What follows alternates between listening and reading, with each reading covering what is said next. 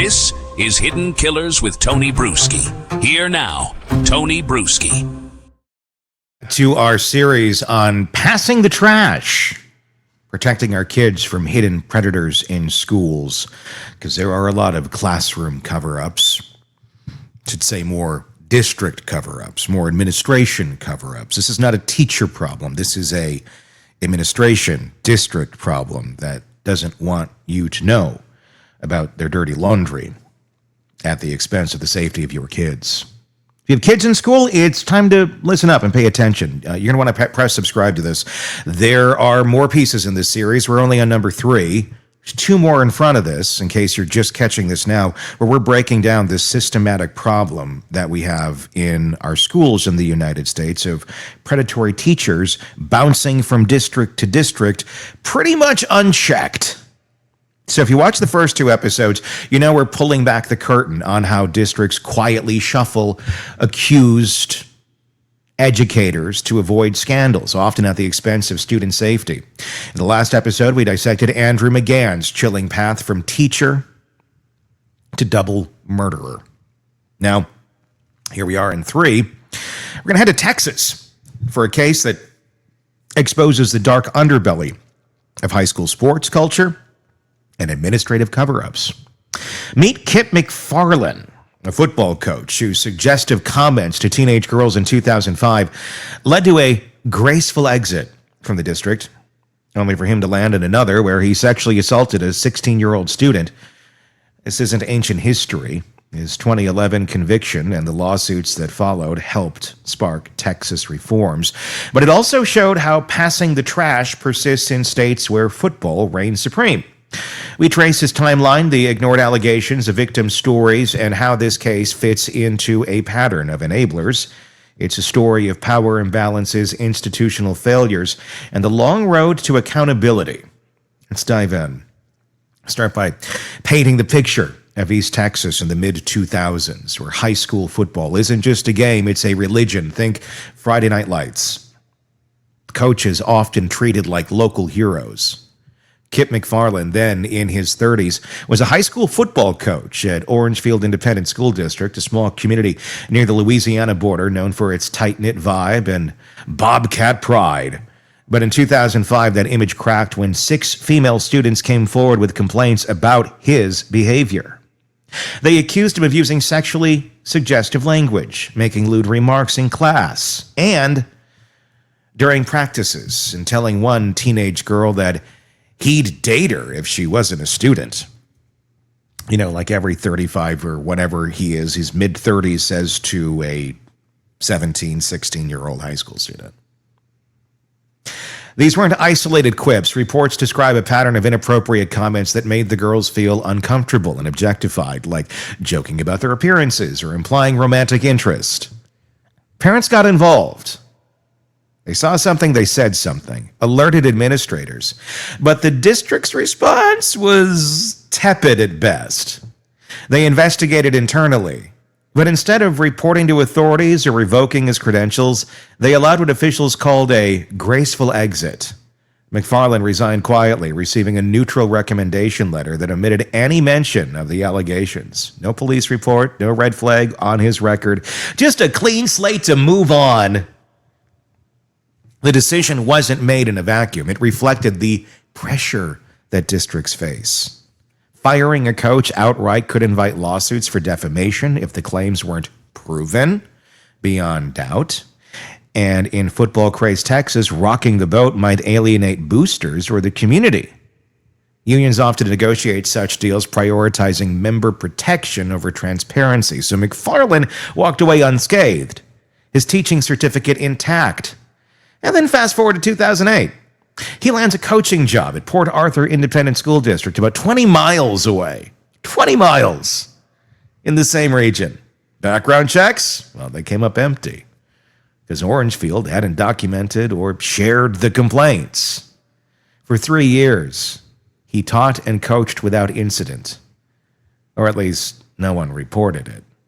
But in 2011, the other shoe dropped. McFarlin was accused of having S with a 16-year-old female student from his school.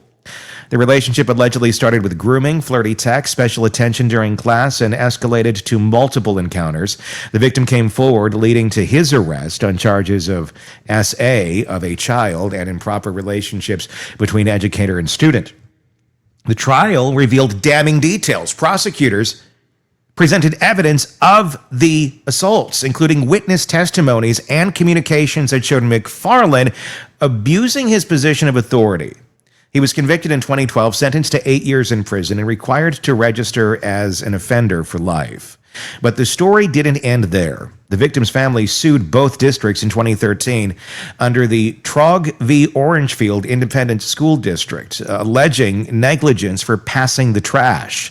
They argued Orangefield's silence directly enabled the abuse at Port Arthur, putting their daughter in harm's way. The lawsuit highlighted how the neutral reference hid the 2005 complaints, allowing McFarlin to access new victims. While the exact settlement amount wasn't publicized, such cases often result in substantial payouts. Similar to the millions seen in other Texas abuse suits, Port Arthur faced scrutiny too for hiring him without digging deeper, though they claimed standard checks were followed, and they did. They followed the law. They did. It's not always the hiring school that is at fault. It's when they let them go, that they don't have the human decency or care for humanity to let the other school that they're giving a nice letter to that says, this guy is A-okay with us. I mean, just think of that for a second. If you knew that your neighbor had allegations against them for being inappropriate with kids. Your own kids said to you, I don't know, he's saying weird stuff to me. It's not appropriate. And you're like, okay. Maybe it never reached the level of an SA directly, but the signs were certainly there that if given the rope, he'd hang himself with it. And then you decide to answer that tweet from a friend or Facebook post going, anybody know any good babysitters in the area? Want to go have a date night? Is there anybody that we could trust? And you go and say, I know someone. My neighbor. He's watched our kids a bunch of times, but you never tell them they're never going to watch your kids again. But you know, your neighbor, he's been there. You know somebody. And then you recommend them to somebody else so that their children can hopefully survive the night. That's essentially what this is. Pass it off to their neighbor 20 miles down the road. You tell me there's not a human decency issue there and not just fear of repercussions. I get it. You got all that, but you didn't have to give the glowing recommendation. Or neutral recommendation. You didn't have to give any recommendation. You could have just stood silent. Wasn't he there? No. I can confirm the dates he was employed. Nothing else? Sorry. Read between the lines. McFarlin's case didn't happen in isolation. It's emblematic of Texas' long-standing issues with educator misconduct. The state has one of the highest rates of teacher-student S relationships in the country, with over 2,500 charges since 2017 alone. According to Texas Education Agency data, yet thousands more cases end in administrative separations, quiet resignations without charges or reports. A 2016 USA Today Network investigation, which featured McFarlin prominently, uncovered hundreds of similar instances nationwide where abusers hopped jobs after cover-ups in Texas. The probe revealed districts like Orangefield prioritizing reputation over safety, especially in sports programs where coaches wield outsized influence. Because, you know, sports. Football and that culture amplifies this. Coaches are community pillars. You don't want to get rid of your good coach, even if they're, And allegations can disrupt seasons. We don't want to do that. funding or morale. Nobody wants to have to do any of these things. It's not like, oh, yay, let's get rid of the coach mid-season. And all these people who've been working their butts off now have like, what happened over here? Well, it's the coach's fault ultimately. And if you'd like it to not be the district's fault, you better get rid of him pretty freaking quick. One expert in the USA Today report noted it's easier to pass the problem than to solve it, echoing the incentives that led to McFarlin's shuffle. And on paper it is. There's less repercussions for the school, at least at first, until you get sued. But the odds of getting sued are pretty low, so they play those odds.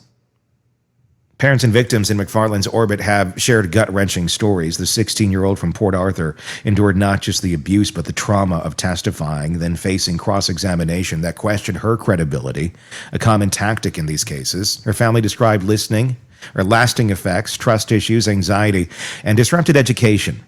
Back in Orangefield, the 6 girls from 05 felt validated by the conviction, but frustrated that their warnings went unheard. One anonymous victim told reporters she felt dismissed when administrators downplayed her complaints as misunderstandings. The minimization is a hallmark of passing the trash. Districts label behaviors as poor judgment rather than potential grooming, avoiding mandatory reporting under Texas law, which requires flagging reasonable suspicions of abuse. The fallout extended beyond the courtroom. McFarlin served his sentence and was released on parole around 2020, but his case really did catalyze change. It now contributed to Texas Senate Bill 7 in 2017, which cracked down on educator-student relationships by expanding investigations, toughening penalties up to 20 years for felonies, and mandating disclosures of prior misconduct during hiring. Governor Greg Abbott signed it, calling it a step to protect our children from predators. Yet, as we saw in episode 2 with McGann, gaps remain. Texas passed another bill just in the last few weeks, as of this recording in 2025, to create a do not hire registry. So I'm going to applaud Texas here. There's a lot of problems that Texas had, and hopefully they are over the hill on this and are now on a path to preventing these from happening ever again. So good job, finally, Texas. Let's now follow through with these laws and rules. They do fill some of the gap, but again, it doesn't fix the problem nationwide. We're a nation of states. And the do not hire registry and all that, that's state. Go to another state. Doesn't necessarily apply. Doesn't necessarily have to be viewed. Doesn't necessarily have to be disclosed. And in some cases, legally can't be. But it is a step. There's a big set of land in Texas, as you may know. It's a big state. So having this there in place is certainly a step in the right direction. But something needs to happen nationally.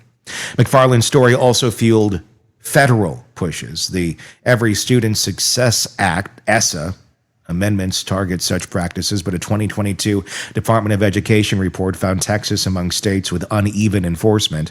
Compare this to similar cases in context. In Illinois, John White resigned amid allegations in 2005 with a glowing recommendation, only to assault 10 more kids in a nearby district, leading to fines for non-reporting in MINS and a Supreme Court ruling on liability. Or Gary Greger, who abused across Utah, Montana, and New Mexico with severances. Yes, they paid him to go. And neutral references, racking up victims before his 2022 convictions and $8 million settlements. McFarlin's football angle adds to a Texas twist, mirroring cases like a 2024 St. Helens, Oregon coach who abused after the cover-up. These patterns show how sports prestige shields predators, with unions and admins enabling shuffles to avoid disruption. Public reaction was swift and vocal. The 2016 USA Today series sparked outrage, with the editorials demanding schools report SA misconduct. Yes, it's crazy that anyone has to point this out and go, you got to do that, guys. And highlighting unions' roles and secretive details. On Twitter, there was a lot of threads from Texas parents decrying coach worship, sharing stats like 429 educators arrested for child S crimes in Texas from 14 to 18. One post read, "How many kids suffer because districts fear lawsuits more than abuse?" And that's a big question. Advocacy groups like Sesame amplified it, linking McFarlin to calls for banning NDAs in abuse settlements. In 2017, as the Senate debated reforms, victims testified, putting faces to the failures. We've covered extensive ground here, from McFarlin's suggestive remarks to the graceful exit to his conviction to lawsuits and Texas evolving laws, plus comparisons and public outcry. It underscores the passing of the trash. It isn't just negligence. It's a betrayal that ripples through our lives. In our next piece, in episode 4, we're going to explore Jason Fennes, a New Jersey teacher, known as the Lap of Danger. Can you imagine having that as your reputation around you, the lap of danger, that you're working with someone who has something called the lap of danger? We're going to get into it. Let me know your thoughts in the comment section. And this only works. Reform only works. Change only works if people know there's a problem. And not everybody does. In fact, I would say most don't, until it affects you directly. If you're a parent with kids in school, this should concern you. This should be right up at the top of your list. Because if the idea of sending your kids into a Catholic priest raises a red flag, this should too. Because it's pretty much the same thing that's been going on for years.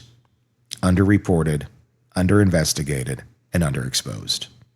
Until now.